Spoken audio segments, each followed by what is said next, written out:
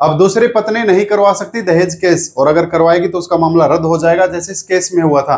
दूसरी पत्नी ने 498 का मामला दर्ज करवाया और कोर्ट ने ये कहते हुए रद्द कर दिया कि आप सेकंड वाइफ हो, आप दहेज केस नहीं करवा सकते हो। और अगर आपके साथ में भी ऐसा है तो आप इस जजमेंट की मदद से आप भी अपने केस से छुटकारा पा सकते हैं। तो चलो सारा प्रोसेस बताता हूँ और ये सारा पूरा केस समझाता हूँ। ये जजमेंट भी आपको फ्री मिल जाएगा, कैसे मिलता है ये बताता हूँ। देखिए पहले मैं आपको बता देता हूँ कि अब जो नए कानून के अंदर है ना भाई, नए कानून के अंदर जो दहेज वाली जो धारा बन चुकी है वो अलग हो चुकी है। पहले जो थी वो 498A थी, आपको पता भी होगा 498A। ये बनती थी दहेज के लिए तंग करने के लिए, इसमें 3 साल तक का सजा प्रावधान होता था, जुर्माना भी इसके अंदर लगता था। लेकिन अब नए कानून के अंदर है ना, इस धारा को बदल दिया है, इस धारा को बना दिया 85, लेकिन सजा को सेम वही बरकरार रखा है 3 साल तक के लिए।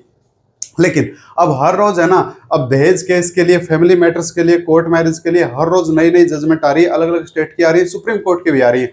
इनके अंदर सब सुधार करने में लगे हुए। पता सभी को है कि कहीं ना कहीं ज्यादातर जो मामले हैं ऐसे केस में झूठे आते हैं, डीवी के हो गए, दहेज के केस हो गए, तो भाई फैमिली मैटर है तो थोड़ी बहुत तू मैं हुई और दहेज केस लगा दिया। काफी सुप्रीम कोर्ट की भी जजमेंट आई है इसके लिए। तो अब इसके अंदर सुधार करने को लग रहे हैं। तो अब एक जजमेंट आया जिसके अंदर बताया कि अगर कोई सेकंड वाइफ है और वो अगर अपने पति और उसके ससुराल वालों के ऊपर अगर दहेज केस लगाती है तो फिर वो क्या नहीं बनेगा, वो दहेज केस नहीं बनेगा जी। और ये सारी चीजें मैं आपको जजमेंट के अंदर दिखा भी देता हूँ, बता भी देता हूँ। तो अब जो एफआईआर बनेगी वो 85 की बनेगी जी, नए कानून के अंदर। कहीं ये सोचो कि अब ये कौन सी धारा आ चुकी है। ठीक है, देखो अब मैं इस केस को आपको लेके चलता हूँ। ये अभी का है, 2024 का है जी, पुराना नहीं है। देखो 2024 का ऑर्डर है, आप भी अपने केस में इसको यूज कर सकते हो। मैं डायरेक्ट आपको लेके चलता हूँ बिना आपका टाइम खराब किए, इसको बता देता हूं कि कैसे आपको ये यूज करनी है और कैसे आपके काम पे आएगी। देखो, और ये सेकंड वाइफ जो है किसको कोर्ट ने बताया है कि सेकंड वाइफ किसको कहा गया है, यानी कि वर्तमान मामले को जन्म देने वाले तथ्य यह है कि विपक्षी नंबर 2 ने एफआईआर दर्ज कराई थी। यानी कि ये जो है, अब विपक्षी नंबर 2 का मतलब है लड़की। कौन लड़की? वो सेकंड वाइफ जिसने मामला दर्ज करवाया था, वो विपक्षी कैसे बन गई? क्योंकि ये जो मामला है ना, ये 482 के तहत में आया है। मैंने आपको पहले भी काफी सारी वीडियो में बताया कि अगर आपको लग रहा है कि आपके खिलाफ जो मामला है वो झूठा दर्ज हुआ है तो आप उसको क्वेश्चन करवा सकते हो हाई कोर्ट से 482 सीआरपीसी में जाके। लेकिन नए कानून में कहां जाएंगे? 530 बीएनएसएस के तहत में। तो अब 482 में जब लड़के वाले गए हैं तो फिर लड़की क्या बन गई? विपक्षी बन गई। तो सेकंड नंबर पे विपक्षी लड़की होती है, पहले नंबर पे स्टेट आ जाता है जी। 8/6/2019 को धारा 498 है, 303, 504, 506 आईपीसी और 3/4 डीपी अधिनियम के तहत में। ये 3/4 का मतलब दहेज लिया है और दहेज के लिए मांग की है। 1961 के तहत आवेदकों के खिलाफ यह आरोप लगाया है कि उसने आवेदक संख्या से शादी की है, ये 6 साल पहले, और उसके विवाह के 3 बच्चे भी पैदा हुए हैं। हालांकि आवेदकों ने दहेज की मांग को लेकर उसे परेशान करना शुरू कर दिया था और बाद के आवेदकों ने भी उसे पीटा था। यानी कि जो दहेज भी मांगा था और पीटा भी था। पुलिस ने जांच के बाद आवेदक के खिलाफ धारा 498 है, 323, 504 और 506 आईपीसी के तहत दिनांक 1/12/2019 को आरोप पत्र प्रस्तुत किया था एवं 3/4 डीवी एक्ट का, इसका सॉरी डीपी एक्ट का, और 10/1/2022 को अधिनियम एवं संज्ञान भी लिया था, इसके ऊपर संज्ञान भी। आवेदक के विद्वान वकील का तर्क है कि विवादित कार्यवाही अवैध है। यानी कि जो आवेदक कौन है? लड़के वाले 482 जिन्होंने लगाया, उनका कहना यह है कि ये जो विवाह है ना, ये अवैध है, शादी वैलिड नहीं है। और दहेज केस जो है वो शादी के बाद ही लगता है, कुंवारी लड़की नहीं लगा सकती है। तो दहेज का केस लगने के लिए पहली प्रायोरिटी ये होती है कि आपकी शादी जो है वैलिड होनी चाहिए। तो अब इन्होंने, वकील साहब ने कहा कि आपकी जो शादी है ना वो शादी इनवैलिड है, फिर आपने दहेज केस लगवाया कैसे? खुद को आवेदक संख्या की पत्नी के रूप में दावा कर रही है और आपने दावा किया है कि आप इसकी पत्नी हो, पर कोई सबूत नहीं है। एफआईआर दर्ज कराई 8/6/2019 को, आक्षेपित कार्यवाही की, लेकिन आवेदक का अपनी पहली पत्नी से 10/2022 को तलाक हो गया था। यानी कि ये जो कार्रवाई थी ये तो हुई थी इस तारीख को, लेकिन उनकी जो पहले वाली मैरिज थी ना, उनसे तलाक हुआ उसको 2022 को। तो कानून ये कहता है कि जब तक आपकी पहली पत्नी या पहले पति से आपका तलाक नहीं हुआ है तब तक तो आप दूसरी शादी कर ही नहीं सकते।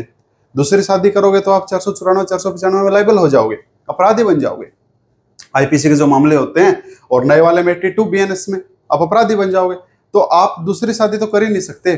तो यानी कि तलाक से पहले क्या बनी थी? वो सेकंड वाइफ बनी थी। और तलाक से पहले शादी अगर की है तो क्या होती है? इनवैलिड होती है। इसलिए विपक्षी नंबर 2 आवेदक की कानूनी रूप से वैध पत्नी नहीं है और उपरोक्त तारीख पर एफआईआर इसलिए 498 आईपीसी के तहत कोई अपराध नहीं था। यानी कि जिस टाइम इसने एफआईआर करवाई उस टाइम तो वाइफ ही नहीं थी, वाइफ नहीं थी तो फिर दहेज का मामला बना कैसे, 3/4 का मामला बना कैसे। आवेदक के खिलाफ एक्ट बनाया गया। अपने तर्क के समर्थक में आवेदक के वकील ने मामले में शीर्ष अदालत के एक फैसले पर भरोसा किया। शिवचरण लाल वर्मा एवं वर्सेस मद्रास राज्य, ये किसी केस का हवाला दिया। माननीय सर्वोच्च न्यायालय ने पाया कि यदि विवाह स्वयं अमान्य है तो धारा 498 आईपीसी के तहत मुकदमा चलाया जाएगा। कथित पत्नी के कहने पर पति के खिलाफ मामला सुनवाई योग्य नहीं है। यानी कि सुप्रीम कोर्ट ने माना है कि अगर आपकी शादी नहीं हुई ना फिर तो दहेज केस बनेगा नहीं, तो इसलिए पति के खिलाफ जो मामला है वो क्या है, अयोग्य है जी। इसके अलावा आवेदक के वकील ने भी फैसले पर भरोसा जताया। पी शिव कुमार ये एक और केस का हवाला दिया। किस केस में शिवचरण लाल वर्मा पर भरोसा किया था कि यह आवेदक के वकील द्वारा प्रस्तुत किया गया था। हालांकि मामले में शीर्ष अदालत की 2 न्यायाधीशों की पीठ थी, रीमा अग्रवाल वर्सेस अनुपम एवं अन्य।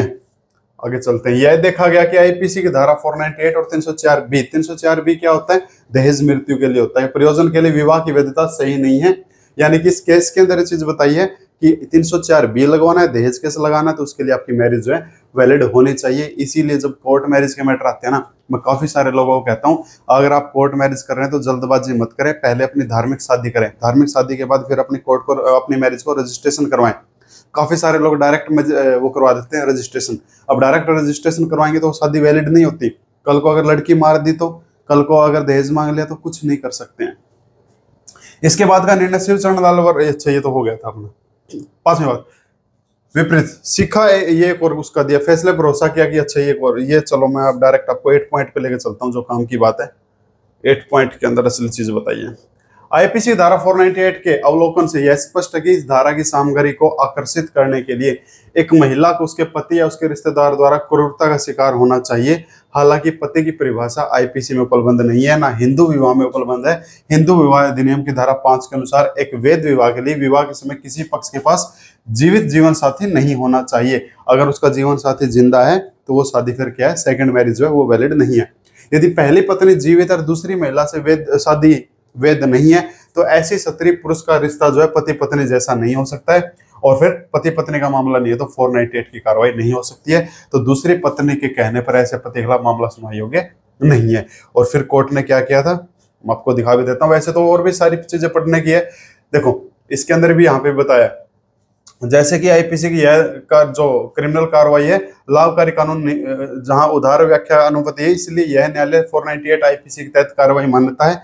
विपक्षी संख्या नंबर 2, जो आवेदन संख्या की कानूनी रूप से विवाहित पत्नी नहीं है, आवेदकों के विरुद्ध सुनवाई योग्य नहीं है जी, तो इसको क्या किया जाता है, इसको खारिज किया जाता है। मैं डायरेक्ट आपको ऑर्डर भी दिखा देता हूँ, ऑर्डर कहाँ पे, पढ़ लेना, इसको अच्छी जजमेंट है, ठीक है।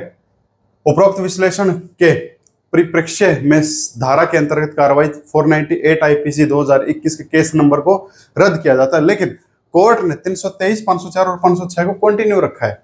506 का मतलब जान से मारने की धमकी होता है, 504 मतलब प्रवोक करवाना होता है, 323 मतलब थप्पड़ चट्टू वाला होता है। इसको कोर्ट ने कंटिन्यू रखा है, लेकिन दहेज केस को हटा दिया ये कह के कि आपकी जो शादी है वो वैलिड नहीं है। तो अगर आपके साथ में भी ऐसा यानी कि कोई सेकंड वाइफ है तो सेकंड वाइफ अब दहेज केस नहीं लगवा सकती, लेकिन वो सेकंड वाइफ क्या है, वैलिड मैरिज नहीं होनी चाहिए। कई बार होता है ना कि पहली पत्नी भी और फिर दूसरी शादी फिर कर ली, सेकंड पत्नी को मेंटेनेंस भी नहीं देना पड़ता है, ठीक है। हाँ, तलाक के बाद अगर आपने शादी की है ना तो फिर वो तो वैलिड मैरिज है ना, वो सेकंड वाइफ थोड़ी, वो फर्स्ट वाइफ ही मानी जाती है। सेकंड वाइफ का मतलब है पहली वाली भी है, पहली वाले से आपका कोई तलाक नहीं हुआ है, कोई आपके डिस्प्यूट नहीं है, या फिर डिस्प्यूट है तो आपने बिना पूछे नीचे सेकंड मैरिज की है, तो जो सेकंड मैरिज पहले वाले से बिना तलाक लिया अगर सेकंड मैरिज है वो वैलिड नहीं है, ना उसको मेंटेनेंस देने की जरूरत है। तो उसके लिए भी सुप्रीम कोर्ट की काफी सारी जजमेंट आई हुई है। तो मैं उम्मीद करूंगा ये जानकारी आपको अच्छी लगी होगी। अच्छी लगी तो इसको लाइक कर ले भाई, शेयर कर ले, और नहीं अच्छी लगी इसको डिसलाइक कर ले, ठीक है जी। ये केस नंबर है, जिसको डाउनलोड करना गूगल से डाउनलोड कर लेना, और अगर मेरे से लेना है तो आप इसमें डिस्क्रिप्शन में आपको लिंक मिल जाएगा करेंटिव ऐप का, एंड्रॉयड वालों के लिए भी आईफोन वालों के लिए भी। जैसे उसको इंस्टॉल करोगे इधर 3 लाइन दिखाई दे देगी, 3 लाइन पे क्लिक करना, फ्री मटेरियल दिखाई देगा उस पर क्लिक करना, फिर जजमेंट दिखाई देगा, जजमेंट पे क्लिक करना, और सेकंड वाइफ क्या नहीं कर सकती, 498 नहीं कर सकती, ऐसा कोर्ट का ऑर्डर वहां से फ्री में डाउनलोड कर लेना, ठीक है। गूगल से करना तो ये रहा। तो उम्मीद करूंगा भाई ये जानकारी अच्छी लगी हो, कुछ हद तक नहीं अच्छी लगी इसको डिसलाइक कर ले, कोई दिक्कत नहीं है, ठीक है। और अगर किसी और टॉपिक पे जानकारी चाहिए तो कमेंट बॉक्स खुला है। Thank you my dear.